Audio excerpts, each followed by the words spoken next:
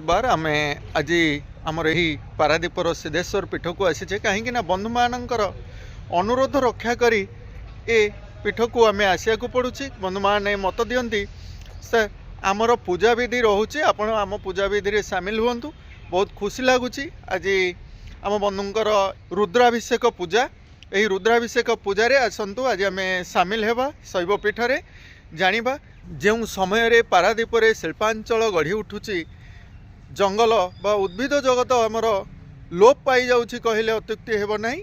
ठीक सही समय रे मठ मंदिर आ आश्रम मानकरे सुंदर भाव में वृक्षरोपण मान कार्यक्रम सब रखा जाउछि। ये एक उत्तम चिंताधारार नूतन अभ्युदय बोली मने हुए। जहाँ भी रहू यहीपरी बंधु मानक द्वारा वृक्षरोपण कार्यक्रम जदि रुहंता बहुत भल हुंता किंतु जेहेतु आमर ये होउछि समुद्रर उपकूलवर्ती अंचल पारादीप आउ बालीडीपुरे बाली मानकरे अनेक प्रकार बड़ बड़ जंगलजात गछ मान देखा मिले। ये होउछि सही पीठ माने गछरु बड़ बड़ गछ मानकरु काटी दउचंदी काटिकी कलमीर प्रस्तुत करके चेर आसला पर याकु लगौचंदी नहीं कि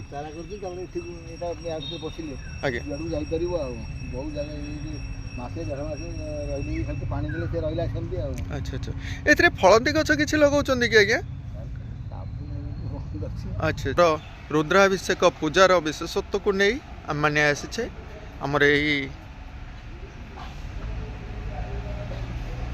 सिद्धेश्वर धाम महाप्रभु सिद्धेश्वर पीठ पाखरे आम जाचे बेलपत्र शिवंकर प्रिय बोली किंतु फूल मध्य दुदुरा फूल एवं फल अनेक प्रकार फूल ये देखा मिले।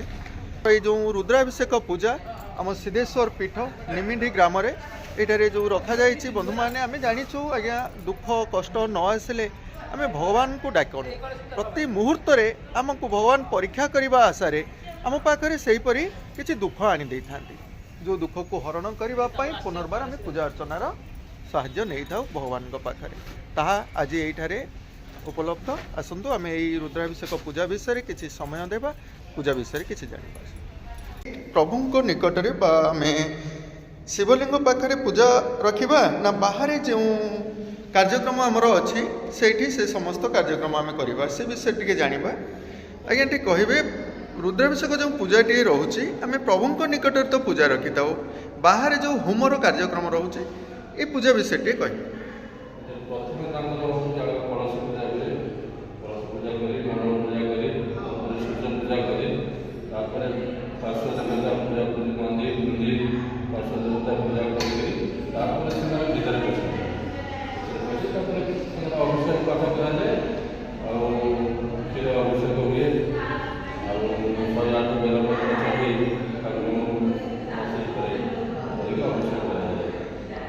बहुत बहुत धन्यवाद नना। ये जो पात्रटी आम रखीचे ये पात्रटी जल ही आम देचे ना जल अल्प अल्प कर प्रभु को मस्तक लगुच प्रभु को आम जाचे जो समय शिव गरलपान करते से जला को सह्य कर पारि नथिले प्रभु को ठंडा करने देवगण मैंने ये जलाभिषेक व्यवस्था रखी आज्ञा।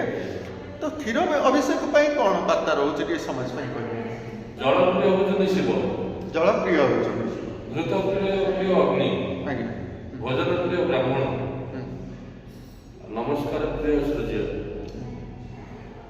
घृत अभिषेक हो पारिबो क्षीर अभिषेक हो पारिबो महु अभिषेक हो पारिबो किंतु जल अभिषेकटा शिवंकर प्रिय।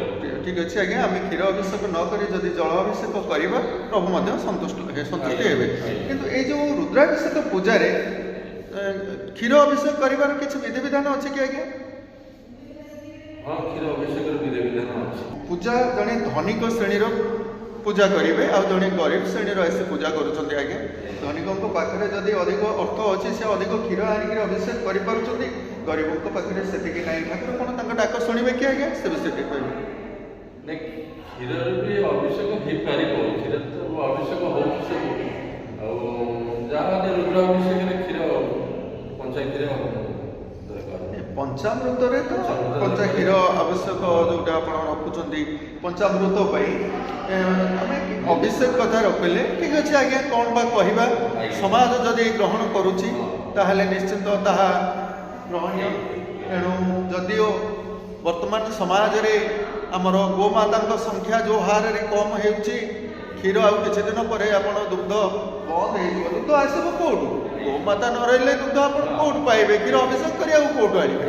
ପ୍ରଥମେ ଗୋମାତାଙ୍କର ସୁରକ୍ଷା କରନ୍ତୁ, ତାପରେ ଶିବଙ୍କ ପୀଠକୁ ଆସି ବା ଶୈବ ପୀଠକୁ ଆସି କ୍ଷୀର ଅଭିଷେକ କରନ୍ତୁ। ହଉ ନନା, ବହୁତ ବହୁତ ଧନ୍ୟବାଦ। ସିଦ୍ଧେଶ୍ୱର ପୀଠ ଆସିଛେ, ଦେଖିପାରୁଥିବେ ଯେଉଁ ରୁଦ୍ରାଭିଷେକ ପୂଜା ପୂର୍ବ ପ୍ରସ୍ତୁତିରେ ମାଆ ମାନେ ଆମର ଅଛନ୍ତି, କାହିଁକିନା ଶିବଙ୍କର ପ୍ରିୟ ବେଲପତ୍ର, ଏଠି ଦୁବ ବରକୋଳି ପତ୍ର ଅନେକ କିଛି କାର୍ଯ୍ୟକ୍ରମ ରହୁଛି। ଏଠି କ'ଣ ତିଳକ ନା କ'ଣ? ତିଳକ ରହିଛି, ଓମ୍ ନମଃ ଶିବାୟ ଲେଖା ହବ। ଆଚ୍ଛା, ଏସବୁ କ'ଣ ପୂର୍ବ ପ୍ରସ୍ତୁତିରେ ଆପଣମାନେ ଅଛନ୍ତି? କିଏ କାହାର ହେଉଛି ପୂଜା ହେଉଛି ରୁଦ୍ରାଭିଷେକର? ଆଗରୁ କେବେ କରିଛନ୍ତି? ପ୍ରତ୍ୟେକ ବର୍ଷ କରୁଛନ୍ତି ପ୍ରଭୁ? ଲୋକ ଆସନ୍ତି ଏଇଠି ହିଁ ଆମର ଶିବ ମନ୍ଦିର ସିଦ୍ଧେଶ୍ୱର ଆମର ସିଆଡ଼ୁ ପାତାଳପୁରା ଠାକୁର ଆମର ଯିଏ ଯୋଉଠୁ ଆସନ୍ତି ଏଇଠି ହିଁ। ଆପଣଙ୍କ ଘର ଏଇ ପାଖରେ? ପାଖ ଦୂର ସବୁ ଲୋକ ଏଇଠି ହିଁ ଆସନ୍ତି। ଆଚ୍ଛା, ଆରାଧନାର ପୀଠସ୍ଥଳୀ ସେ ଏଇ ସିଦ୍ଧେଶ୍ୱରଙ୍କ ପୀଠ।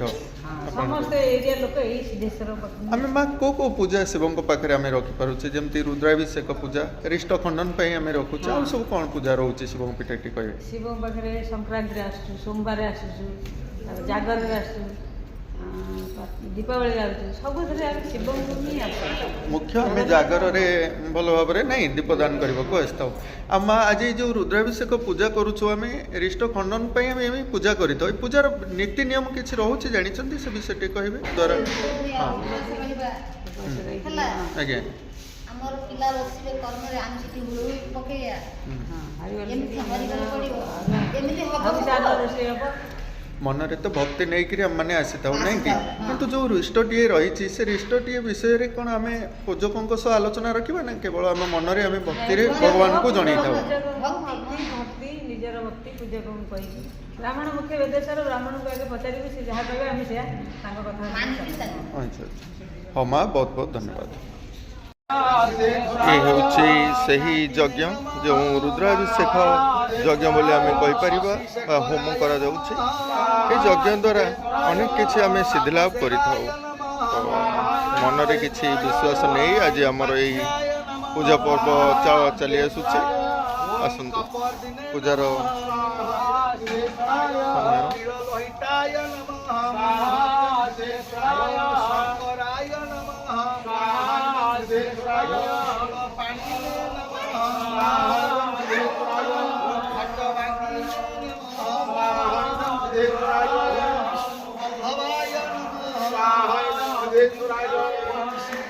ପୂଜାର ସମୟ।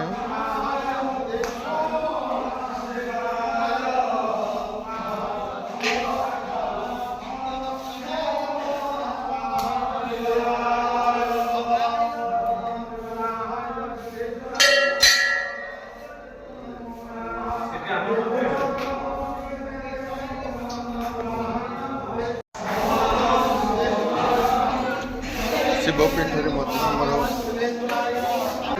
ଭକ୍ତମାନଙ୍କ ସହ ଆସ କିଛି ଆଲୋଚନା ରଖିବା। ଭକ୍ତ କହିଲେ ମା ଆମର ଅଛନ୍ତି। ମା, ଆପଣଙ୍କ ସହ ଜାଣିବାକୁ ଚାହୁଁଛୁ, ଆମେ ଯେଉଁ ରୁଦ୍ରାଭିଷେକ ପୂଜା ଆସି କରୁଛୁ ମନ୍ଦିରରେ, ଆମେ ଏଇ ରୁଦ୍ରାଭିଷେକ ପୂଜା କ'ଣ ପାଇଁ କରିଥାଉ କହିବେ ଟିକେ?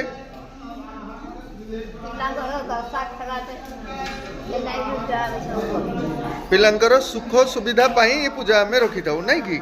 ଆଉ କିଛି ଦୁଃଖ ଆସିଲେ ତ ଆମେ ରଖିଥାଉ। କ'ଣ କ'ଣ ସବୁ ଦୁଃଖ ଆସିଥାଏ? କେଉଁ କେଉଁ ପୂଜା ଆମେ ରଖିପାରିବା କହିପାରିବେ? ହଁ ମା, କହୁନାହାନ୍ତି। ହଁ ହଁ, ଚାକିରି ଏଇସବୁ କ୍ଷେତ୍ରରେ ଆମେ ପୂଜା ମଧ୍ୟ ରଖିପାରିବୁ। ଆମେ ଗୃହରେ କାହିଁ ରଖିବାନି ମା? ହଁ,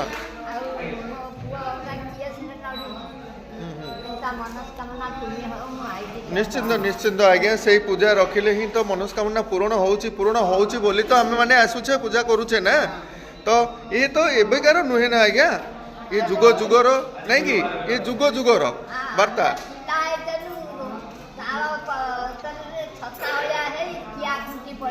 ଆଚ୍ଛା,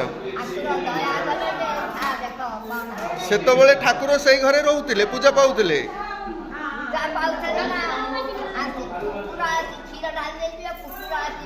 ଆଚ୍ଛା ଆଚ୍ଛା।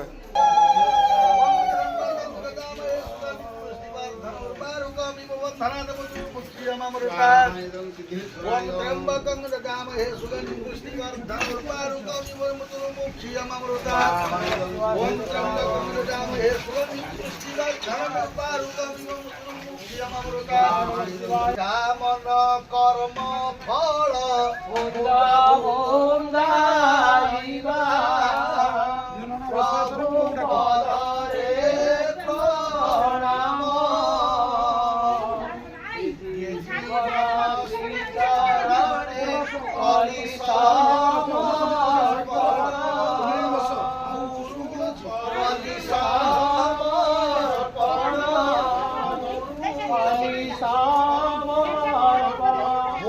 नमस्ते बहुरूपाय विश्वात्मने गुरमे जुहामि स्वाहा। नमस्ते बहुरूपाय विश्वात्मने गुरमे जुहामि स्वाहा। नमस्ते बहुरूपाय गुरमे जुहामि स्वाहा। ଜାଣିଛେ ଗୃହରେ ରଖିଲେ ପୂଜା କିଛି କାର୍ଯ୍ୟକ୍ରମ ଯଦି ଆମେ ଘରେ ରଖିଥାଉ ଅନେକ ପ୍ରକାର ସବୁ ନୀତି ନିୟମ ମଧ୍ୟରେ ଆମକୁ ରହିବାକୁ ପଡ଼ିଥାଏ। ସାଧାରଣ ମଣିଷ ଦୈନନ୍ଦିନ ଜୀବନ ମଧ୍ୟରେ ସେଥିରୁ ବର୍ତ୍ତି ରହିବା ପାଇଁ ଏ ମନ୍ଦିରମାନଙ୍କୁ ଆମେମାନେ ଆସିଥାଉ। କାହିଁକି ନା ମନ୍ଦିରରେ ସେପରି କିଛି ବିଧିବିଧାନ ଆମେ ଆମ ପାଖରେ ସେମିତି ପରିଲକ୍ଷିତ ହୁଏ ନାହିଁ, ଯାହା ମନ୍ଦିରରେ ଆମର ପଣ୍ଡିତଙ୍କ ଦ୍ୱାରା ରୁଦ୍ରାଭିଷେକ ପୂଜା ହଉ କିଛି ଆଲୋଚନା ରଖିବା ଆଜିର ଏହି ଯଜ୍ଞ ଯୋଉଟା ହୋମ ପୂଜା ସରିଲା ଭିତରେ ବର୍ତ୍ତମାନ ହୋମର କାର୍ଯ୍ୟକ୍ରମ ରହିଛି, ଏ ବିଷୟରେ କିଛି ଆଲୋଚନା ରଖିବା।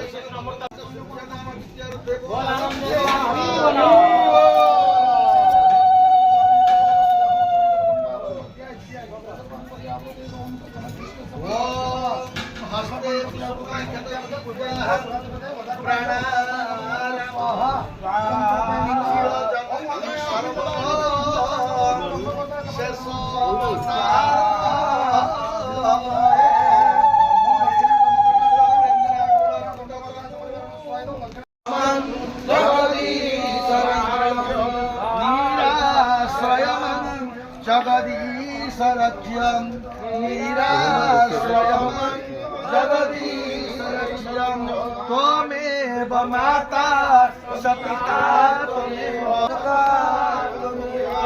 त्वमेव विद्या त्वमेव तुयो मम देव सर्वे भवन्तु सुखिनः सर्वे सन्तु निरामया सर्वे भद्राणि पश्यन्तु।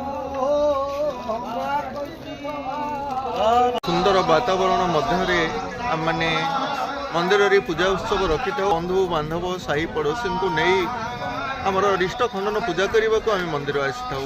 ଶୈବପୀଠ ପୂଜାର ବିଧିବିଧାନ ସବୁ ଥାଏ, ନିୟମ ଥାଏ, ତାହାକୁ ମାନେ ଅନୁକରଣ କରି ସେ ପୂଜାକୁ ଆମେ ସଫଳ କରିଥାଉ ଏବଂ ଯେଉଁ ରିଷ୍ଟ ପାଇଁ ଆମେ ଆସିଥାଉ ସେ ରିଷ୍ଟରେ ଆମର ଖଣ୍ଡନ ହେଉଛି ବୋଲି ମନରେ ଏଇ ବିଶ୍ୱାସ ରହିଆସିଛି ଆଜ୍ଞା ଆମର। ସେଥିପାଇଁ ତ ଆଜି ଆମେ ଆସୁଛୁ ନା, ଏଇ ବିଶ୍ୱାସ ଆଜି ଯଦି ଆମର ରହିଆସିଛି, ଆମେ ଏଇ ପୂଜା କଲେ ସେ ରିଷ୍ଟମାନେ ସବୁ ଖଣ୍ଡନ ହେଉଛି ତ ବହୁତ ଭଲ କଥା। କାହିଁକି ନା ପୂର୍ବ ସମୟରୁ ଏଇଥିରେ ମଧ୍ୟ ଆମେ କିଛି ଜାଣୁଥିଲେ, ସନ୍ତାନ ସନ୍ତତି ନହେଲେ ବର୍ତ୍ତମାନ ମଧ୍ୟ ପୂଜା ରଖିଲେ କିଛି ମା ମାନେ ମଧ୍ୟ ମତ ଦେଉଥିଲେ ଯାହା ବି ରହୁ ଆଜ୍ଞା, ଆପଣମାନେ ଯଦିଓ ବି ସେହିପରି କିଛି ପ୍ରୋବ୍ଲେମ୍ ଇସ୍ୟୁ ହେଉଛି ହସ୍ପିଟାଲକୁ ଯାଆନ୍ତୁ, ଡକ୍ଟରଙ୍କ ପରାମର୍ଶ ଲୋଡ଼ନ୍ତୁ, ପରାମର୍ଶ ନିଅନ୍ତୁ, ଏହାପରେ ବିଶ୍ୱାସରେ ଆପଣ ମନ୍ଦିରକୁ ଆସନ୍ତୁ ଆଜ୍ଞା, ସେଥିରେ କିଛି ଦ୍ୱିମତ ନାହିଁ। ବହୁତ ବହୁତ ଧନ୍ୟବାଦ ଆଜ୍ଞା। ଜାଣିବା ଆସନ୍ତୁ ଆମର ପୂଜକଙ୍କ ସହ ଆମେ କଥା ହେବା। ରୁଦ୍ରାଭିଷେକ ଆଜ୍ଞା, ରୁଦ୍ରାଭିଷେକ ପୂଜା କରିବା ଦ୍ୱାରା ଆମ ମନରେ ଯେଉଁ ଶାନ୍ତି ଆସେ,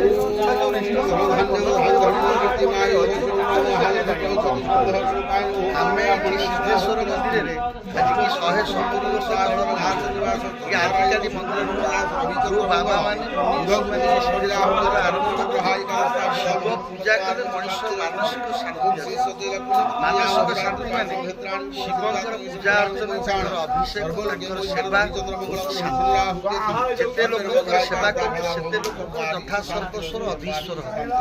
ଅଧୀଶ୍ୱର ହେଲେ ଶିବ, ସେ ହେଲେ ଶାମ୍ବ ଶିବ, ଯାହାଙ୍କୁ ନେଇ ଲକ୍ଷ ଲକ୍ଷ ନରନାରୀ ସେବା କରୁଛନ୍ତି। ପାଥେୟ କରି ପୂଜା କଲେ ମଣିଷର ଗ୍ରହାରିଷ୍ଟ ଖଣ୍ଡନ କରେ। ହେଉଛନ୍ତି ଶିବ, ସେ ହେଉଛନ୍ତି ସୁନ୍ଦର। ଆମ ପାଖରେ ସେ ମଙ୍ଗଳମୟ। ଆମେ ତାଙ୍କର ସେବା କରିବା, ତାଙ୍କର ଯତ୍ନ ନେବା, ତାଙ୍କ ମନ୍ଦିର ପରିବେଶକୁ ସୁରକ୍ଷିତ ରଖିବା, ତାଙ୍କ ପାଖରେ ଆମ ନିଜର ଭକ୍ତି ବଳରେ ତାଙ୍କୁ ସେବା ଭିତରେ ଦେଇ ଆପ୍ୟାୟିତ କରିବା ଆମର ହେଲା ଧର୍ମ। এইଥିପାଇଁ ଶିବଙ୍କର ପୂଜା କଲେ ମଣିଷ ମାନସିକ ଶାନ୍ତି କେବଳ ହେଉଛି ସେବା। ସେବା ମନୋବୃତ୍ତି ନେଇକି ମଣିଷ ଆସିଥାଏ। ଯଦି ମନରେ ଶାନ୍ତି ନଥାଏ, ଅଶାନ୍ତିର ବାତାବରଣ ଭିତରେ ସେ ଘରେ କଳସ ଲାଗି ରହୁଥାଏ, ସେ ପୂଜା କରିବା ପାଇଁ ଆସିଲେ ତ ମନରେ ଅଶାନ୍ତି ମଣିଷର ଯଦି ମଣିଷ ଭିତରେ ଯଦି ଅଶାନ୍ତି ସୃଷ୍ଟି ହୁଏ ତାର କାରଣ କେବଳ ହେଲା ଖାଦ୍ୟପେୟ। ମାଛ ମାଂସ ଖାସନେ ଆର ପିଆଜ ରସୁଣ ମାଦକ ଛାଡ଼। ଯେଉଁମାନେ ମାଛ ମାଂସ ପିଆଜ ରସୁଣ ଖାଆନ୍ତିନି ସେଇମାନେ ଯଦି ଶିବ ଉପାସକ ହେବେ ତାଙ୍କ ମନରେ ଗ୍ୟାରେଣ୍ଟି ଶାନ୍ତି ଆସିବ। ତାଙ୍କୁ କେହି ବଧ କରିପାରିବେ ନା, ତାଙ୍କର ନହେବ ବୋଲି କିଛି ମାନେ ନାହିଁ। ଯେଉଁମାନେ ନନଭେଜ୍ ଆପଣ ରଖିଲେ ଏଇଠି, ଆଚ୍ଛା ତ ସାଇନ୍ସ କହୁଛି ଆମକୁ, ତ ପିଲାମାନେ ପାଠ ପଢ଼ିବା ସମୟରେ କହୁଛନ୍ତି ୟାକୁ ବ୍ୟବହାର କର ବୋଲି। ତାକୁ ବ୍ୟବହାର କଲେ ଯଦି ମନରେ ହିଂସା ଆସୁଛି, ମନରେ କ୍ରୋଧ ଆସୁଛି, ଆପଣ କହିବା ଅନୁସାରେ ଆକୁ ବନ୍ଦ କରିବା। ଯାହାକୁ ଖାଇଲେ ମଣିଷ ଉତ୍ତେଜିତ ହେଉଛି, ଯାହାକୁ ଖାଇଲେ ମଣିଷ ଭିତରେ କ୍ରୋଧ ସୃଷ୍ଟି ହେଉଛି, ସେ ମଣିଷର ଖାଦ୍ୟ ନୁହେଁ। ତାକୁ ମଣିଷ ଆହାର କରି ଆଜି ସମାଜ ନଷ୍ଟ ହେବାକୁ ବସିଛି। ବହୁତ ବହୁତ ଧନ୍ୟବାଦ ଆଜ୍ଞା। ଆମେ ଯେଉଁ ଜାଣି ଆସୁଥିଲେ ଆଜ୍ଞା, ସନ୍ତାନ ସନ୍ତତି ନହେଲେ ପୂଜା ଦ୍ୱାରା କିମ୍ବା ଘରେ କଳସ ଲାଗି ରହିଲେ ଯଦି ଆମେ ରୁଦ୍ରାଭିଷେକ କରିବା କିଛି ମାନେ ଶାନ୍ତି ମିଳେ ବୋଲି କିଛି ଲୋକ ମଧ୍ୟରେ ପ୍ରକାଶ ଅଛି। ଆପଣ ସତ ଅଛି କିଛି କହିବେ? ରୁଦ୍ରଙ୍କର ଉପାସନା କଲେ, ରୁଦ୍ରଙ୍କର ସେବା କଲେ, ସବୁଦିନେ ତାଙ୍କର ଉପାସନା ସେବା କଲେ ଫଳ ମିଳିବ। ଶିବ 3 ଜାଗା ରହନ୍ତି। ଗୋଟିଏ ହେଉଛନ୍ତି ବିଲ୍ବ ଗଛ, ଗୋଟିଏ ହେଉଛନ୍ତି କୈଳାସ, ଆଉ ଗୋଟିଏ ହେଉଛନ୍ତି ଶିବ ଚତୁର୍ଦ୍ଦଶୀ ମନ୍ଦିରରେ ରହନ୍ତି କିମ୍ବା ଅନ୍ୟ ଦିନମାନଙ୍କରେ ରହନ୍ତି। ତାଙ୍କର ସେଇ ଦିନମାନଙ୍କରେ ଯଦି ଶିବ ପ୍ରକୃତରେ ଉପାସନା ଆଉ ତାଙ୍କର ପୂଜା ଅର୍ଚ୍ଚନା କରାଯାଏ ମନୁଷ୍ୟ ତାର ଶାନ୍ତି ନିଶ୍ଚିନ୍ତ ପାଇବ। ଏଇଟା ଧ୍ରୁବ ସତ୍ୟ ଗ୍ୟାରେଣ୍ଟି। ଯଦି ତୁମେ ଅନ୍ୟ ଦିନମାନଙ୍କରେ କରିବ, ଅନ୍ୟ ଦିନମାନଙ୍କରେ ତୁମର ଫଳ ମିଳିବ ନ ମିଳିବ ସେ ହେଉଛି ତୁମ ଉପରେ ନିର୍ଭର। କାରଣ ତୁମ ଭିତରେ ଭଲ ପାଇବା, ତାଙ୍କ ପ୍ରତି ଶ୍ରଦ୍ଧା, ତାଙ୍କର ନେଇ ସେବା କରିବା, ଏଇ ଯେଉଁ ମନୋବୃତ୍ତି ଯଦି ରହିବ ତାହେଲେ କିଛି ଫଳ ମିଳିବ ଗ୍ୟାରେଣ୍ଟି। କିନ୍ତୁ ଆମେ ଶିବଙ୍କ ପାଇଁ ଆମେ ସୋମବାର ଆଉ ଶନିବାର ରୁଦ୍ରାଭିଷେକ ପୂଜା କରିବାଟା, ଶନିବାର ହେଉଛି ଗ୍ରହାରିଷ୍ଟ ଖଣ୍ଡନ ଥିଲେ, କାଳ ସର୍ପ ଉଦ୍ୟୋଗ ଥିଲେ, ଶନିବାର ହେଉଛି ଠିକ୍। ଆଉ ତୁମର ଖାଲି ଯଦି ମାନସିକ ଥାଏ ରୁଦ୍ରାଭିଷେକ ତାହେଲେ ସୋମବାର ଠିକ୍। ଆଉ ଶିବ ଯେଉଁଦିନ ମନ୍ଦିରରେ ମାନେ ଶିବ ଚତୁର୍ଦ୍ଦଶୀରେ ଶିବ ମନ୍ଦିରରେ ରହନ୍ତି, ଚତୁର୍ଦ୍ଦଶୀ ଯେଉଁ ବାରେ ପଡ଼ିବ ସେ ଶନିବାର ସୋମବାର ଛାଡ଼ି ଯେଉଁ ବାରେ ପଡ଼ିବ ସେଦିନ ବି ଅଭିଷେକ କରାଯାଇପାରିବ। ଜଳ ଅଭିଷେକ କଲେ ମନରେ ଶାନ୍ତି ପାଇଁ ବା ଗୃହରେ ଗୃହ ଶାନ୍ତି ପାଇଁ ଆମେ କରିଥାଉ। କିନ୍ତୁ ଯେଉଁ କ୍ଷୀର ଅଭିଷେକଟା ଲେଖାଲେଖି ଉପରେ କିଛିଟା ପ୍ରୋବ୍ଲେମ୍ ଇସ୍ୟୁ ହେଉଛି। କ୍ଷୀର ଆମେ ଅଭିଷେକ କରିବା ପାଇଁ ଯେଉଁ ବାର୍ତ୍ତାଟି ରହୁଛି, ଖାଲି ଜଳ ଅଭିଷେକ ଅଛି, କ୍ଷୀର ଅଭିଷେକ ଅଛି, ମହୁ ଅଭିଷେକ ଅଛି, ଦହି ଅଭିଷେକ ଅଛି, ଆଖୁରସ ଅଭିଷେକ ଅଛି। ଏମିତି ଅଭିଷେକ ଯଦି ଗଣା ହେବ 108 ଅଭିଷେକ ବି ବାହାରିବ। ଶିବଙ୍କର 108 ନା 108 ଅଭିଷେକ ବି ବାହାରିବ। ସମସ୍ତ ଅଭିଷେକର ସମସ୍ତ ଅଭିଷେକର ଫଳ ହେଉଛି ଅଲଗା ଅଲଗା। ତେଣୁ କରିକି କ୍ଷୀର ଅଭିଷେକର ଫଳ କ'ଣ ଆସିଥାଏ? କ୍ଷୀର ଅଭିଷେକର ମାନସିକ ଶାନ୍ତି, ଗ୍ରହାରିଷ୍ଟ ଖଣ୍ଡନ, କାଳ ସର୍ପ ଦୋଷ ଖଣ୍ଡନ, ମାନବିକତା, ମଣିଷ ଭିତରେ ମାନବିକତା ଥିବା ଜାଗ୍ରତ କ୍ଷୀର ଅଭିଷେକ। ଯାହା ହଉ ଆଜ୍ଞା, ବହୁତ ବହୁତ ଧନ୍ୟବାଦ। सिद्धेश्वर महादेवाय असंकृत पितासूत्र प्रमारब्ध पापनाशन पशु सर्वा काव्याप्य प्रत्यप्रत्वस भोजन सिद्धेश्वर महादेवाय अव्याजते समान स्वलोहित्या पुनःस्तव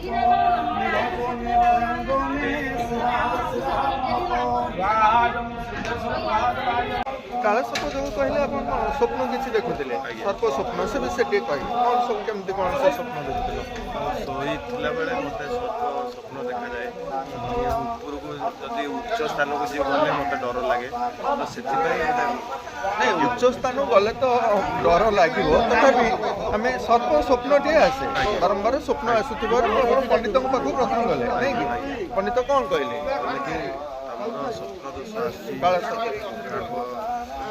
ତ ସେଥିପାଇଁ ରୁଦ୍ରାଭିଷେକ କରିବା। ବହୁତ ବହୁତ ଶେଷ ହେଲା ପରେ ଯଜ୍ଞର ପୂର୍ଣ୍ଣାହୁତି ପରେ ଆମର କଳସ ହୋମ ବସିଥିଲା, ତାର କଳସ ବୁଡ଼େଇକି ଆସିବେ।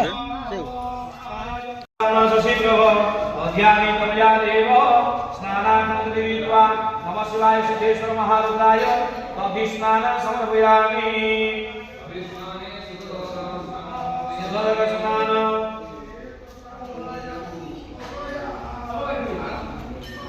नदी स्नान पर भूत स्नान कारक भूत द्रव्यवन्तस्यामि स्नानार्थं प्रतिविद्वा नमः शिवाय सिद्धेश्वर महादेव भूत स्नान समर्पयामि तदे मधु स्नान ओम दिव्य पुष्प समनुभूत सर्वगुण विदा की दिया जाए ए समय आम जाचे कर्मकर्ता मैंने जो मानकर सब पूजा विधि थाए से पूजा सरला मैंने नना मान विदा की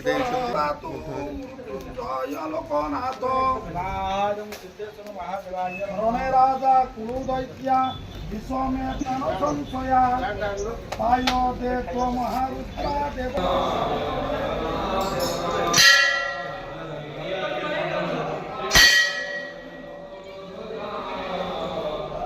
सादर सुंदर व्यवस्था रही जो मानकर पूजा सब थाए से स्थान पूजा पद्धति सहित गोशाला प्रसादर सुंदर व्यवस्था रखि था। ये हूँ आमर से पीठ